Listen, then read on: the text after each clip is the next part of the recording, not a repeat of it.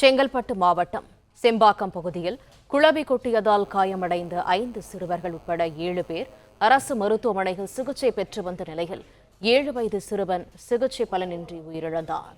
இது தொடர்பான கூடுதல் தகவல்களை தருகிறார் எமது செய்தியாளர் அற்புதராஜ். விவரங்கள் என்ன?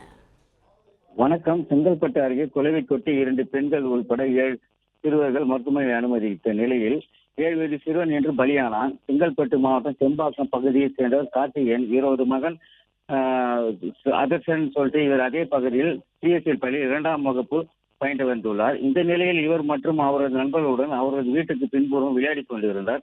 அப்போது தென்னை மரத்தில் இருந்து தென்னமட்டை கீழே விழுந்தது. அதிலிருந்த கொலைகள் கொட்டி கூடுகள் கீழே விழுந்தவுடன் விழுந்த மட்டையில் இருந்து கிளம்பிய குழவிகள் அங்கு விளையாடி கொண்டிருந்த அதர்சன் உள்பட 5 பேர் மற்றும் வீட்டின் பின்புறம் அமர்ந்திருந்த 2 பெண்கள் உள்பட மொத்தம் 7 பேர் சரமாரியாக கொட்டியது.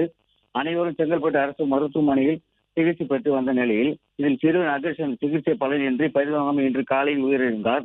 சிறுவனை உடற்கூறு ஆய்வுக்காக பிறகு சிறுவனின் சடலத்தை பெற்றோர்களுடன் ஒப்படைத்தனர்.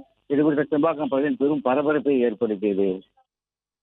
பிளே ஸ்டோர் மற்றும் ஆப் ஸ்டோரில் இருந்து பாலிமர் செயலியை QR கோடு மூலம் பதிவிறக்கம் செய்யுங்கள். செய்திகளை உடனுக்குடன் பெறுங்கள்.